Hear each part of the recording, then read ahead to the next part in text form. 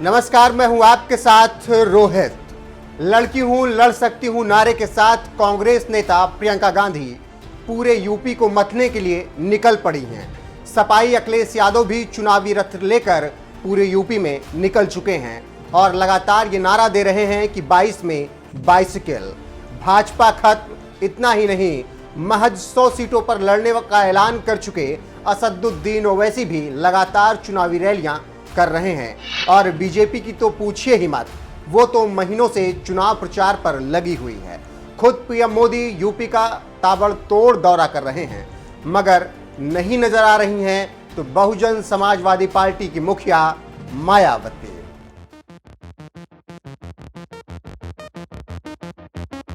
UP जैसे बड़े राज्य की 4 बार सत्ता संभाल चुकी मायावती अगर 2022 के चुनावी जंग से दूर नजर आ रही हैं तो चर्चाएं तो होंगी भी और हो भी रही हैं, वो भी विरोधियों के खेमे में। जी हां, इतनी बड़ी नेता और यूपी की राजनीति बदलने की ताकत रखने वाली नेता मायावती इन दिनों चुनावी रैलियों से दूर नजर आ रही हैं और ये दूरी अब शायद बीएसपी की धुर विरोधी पार्टी बीजेपी को भी खलने लगी है। यही वजह है कि कभी बीजेपी के अध्यक्ष रहे अमित शाह जब मुरादाबाद में रैली करने पहुंचे तो इस दौरान उन्होंने चुनावी रैलियों से मायावती की दूरी को भी मुद्दा बना दिया और चुटकी लेते हुए कहा, बुआ जी तो अभी तक ठंड के कारण बाहर ही नहीं निकल पाई। अरे बहन जी, चुनाव के मैदान में आ जाइए, बाद में मत कहना प्रचार नहीं करने दिया। विकास जो है ना, ये सपा बसपा नहीं कर सकती। बहन जी की तो अभी ठंड ही नहीं उड़ी है, ये भयभीत है। बहन जी, चुनाव आ गया, थोड़ा बाहर निकलिए, बाद में ये न कहना मैंने प्रचार नहीं किया था। अरे बुआ, बबुआ और कांग्रेस तीनों इकट्ठा हो जाए, ये बुआ, बबुआ और बहन, मैं किसको कह रहा हूं मालूम है ना? किसको कह रहा हूं?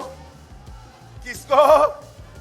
ये बुआ, बबुआ और बहन तीनों इकट्ठा हो जाए, ये मेरे भाजपा के कार्यकर्ताओं के सामने दाल नहीं गलने वाली है।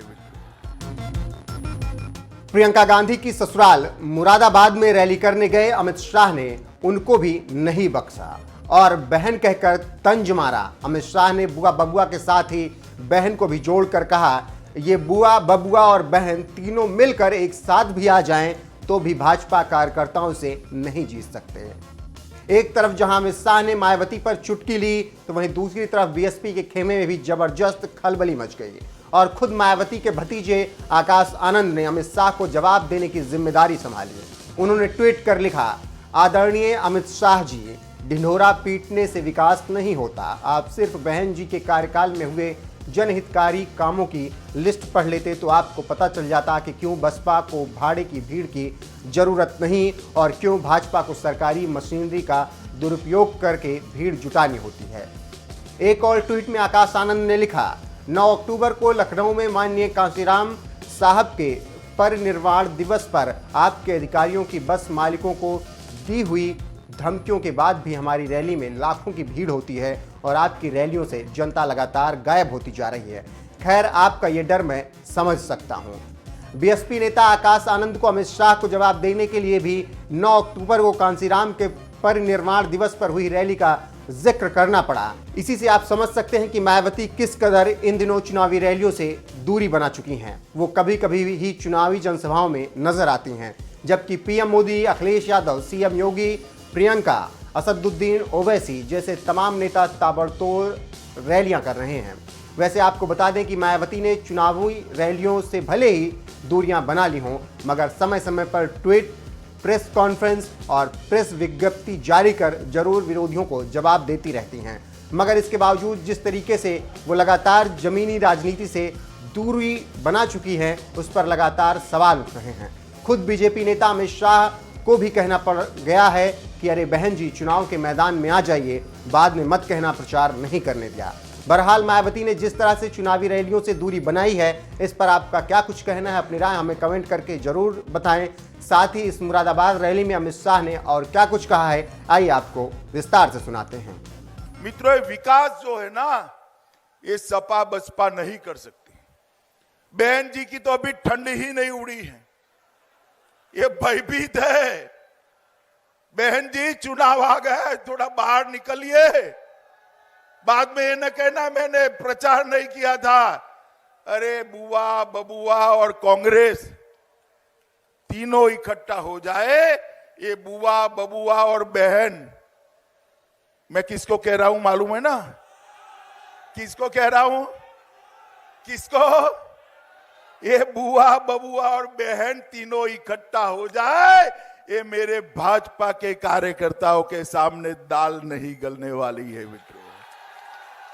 मोदी जी ने दुनिया में भारत का सम्मान बढ़ा है।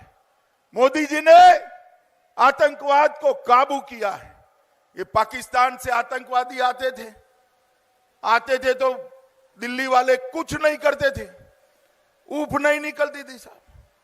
पुलवामा में और उरी में हमला किया, मगर इस बार मोदी जी की सरकार थी भाइयों, 10 ही दिन में पाकिस्तान के घर में घुसकर एयर स्ट्राइक और सर्जिकल स्ट्राइक कर उनको घर में घुसकर जवाब देने का काम नरेंद्र मोदी जी ने किया। मुरादाबाद वालों बताओ मुझे, ये धारा 370 हटनी चाहिए थी या नहीं हटनी चाहिए थी? जोर से बोलो, हटनी चाहिए थी या नहीं हटनी चाहिए थी? ये बुआ बबुआ इसका विरोध करते थे, मगर मोदी जी की सरकार आई, आपने पूर्ण बहुमत दे दिया। 5 अगस्त 2019 को धारा 370 को उखाड़ कर हमने फेंक दिया मित्रों। आज कश्मीर जो भारत माता का मुकुटमणि है, वो कश्मीर भारत का अभिन्न अंग बना है मित्रों। ऐतिहासिक काम नरेंद्र मोदी जी के अलावे कोई नहीं कर सकता। यूपी को विकास के रास्ते पर योगी जी के अलावे कोई ले जा नहीं सकता। मैं आपको अपील करने आया हूं, गत चुनाव में गलती हुई थी या नहीं हुई थी बताओ? आप लोगों से गलती हुई थी या नहीं हुई थी? इस बार एकजुट होकर सभी का वोट कमल के निशान पर जाना चाहिए। जाएगा क्या?